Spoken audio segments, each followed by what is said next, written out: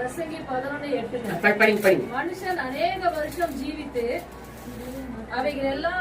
அவைகளெல்லாம் மகிழ்ச்சியா இருந்தாலும் அவன் இருளின் நாட்களையும் நினைக்க வேண்டும்.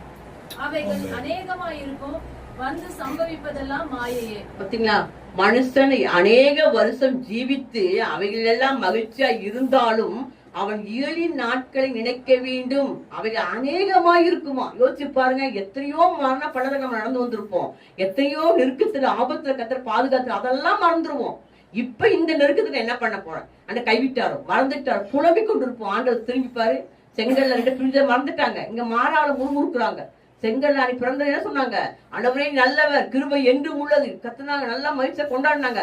ஒரு செகண்ட் என்ன ஆயிடுச்சுங்க, மாறா உடனே முறுமுறுக்க ஆரம்பிச்சுட்டாங்க. திரும்பி பார்த்திருந்தாங்கன்னா சொல்லி முறுமுறுத்து இருப்பாங்களா? அதே போல நம்ம கத்த நம்ம வாழ்க்கை எத்தனையோ செங்கல்ல பிளந்திருப்பாரு. நீங்க திரும்பி பாத்தீங்க, நீங்க நன்றி சொல்லிக்கிட்டே இருப்பீங்க, புலம்பவே மாட்டீங்க. அன்னைக்கு 1 கிலோ அரிசி வாங்கி சாப்பிட்டு நீங்க முட்டை அரிசி வாங்கி சாப்பிட ஆண்டவரே அதை மறந்துடுவோம். இன்னும் பெரிய முட்டை அரிசி வாங்கி சாப்பிடுன்னு கோலம் போட்டுட்டு இருப்போம். அப்ப ஆண்டவர் யோசிப்பாரு, திரும்பிப்பாரு, எங்க இந்த ரேஸ் சாப்பிட்டுட்டு இருந்த இன்னைக்கு நல்ல அரிசி சாப்பிட அதை நினைச்சு நன்றி சொல்லுவாரு.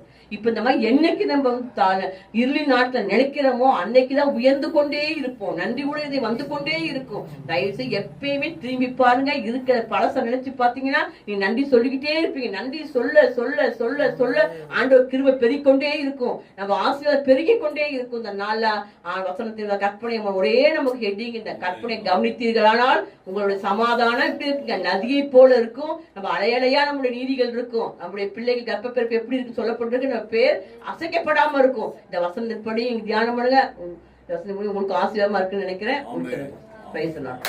இந்த நாள்ல தகப்பனே ஆவியானவரே, நான் பேசுற தகப்பன் நீ பேசிருக்கீங்கப்பா. இந்த வார்த்தையில கேட்ட சத்தியமெல்லாம் பிள்ளைகள் இருதய பிள்ளைகள் அப்பா எழுதிப்பா நினைக்கிறப்பா. இந்த நாள் முழுவதும் வருடம் ஃபுல்லும் அப்பா புதிய வருடத்துல தகப்பனை பிரவேசிக்க போற எங்களை தகப்பனே அப்பா நீங்க வச்சிருக்க ஆசீர்வாதத்தை நாங்க பெற்றுக்கொள்ளணும்னு நாங்க தாழ்த்தி சுத்திகரிச்சு அப்பா கொடுக்க போற ஆசீர்வாதத்தை பெற்றுக்கொள்ள எங்க தகுதியுள்ள பாத்திரமா நான் கழுவி சுத்திகரிக்க தாழ்த்த எங்களை நன்றி சொல்லி இந்த ஆசீர்வாதத்தை பெற்றுக்கொள்ள தகுதிப்படுத்துங்க. அப்பா அடுத்த ஆண்டு நாங்க பார்க்க போற அப்பா பிள்ளைகள் ஆசீர்வாதத்தை பெற்றுக்கொள்ள கிருபை செய்யுங்க. வருடத்தை ஆசீர்வதிங்க பிதாவே. ஆமென்.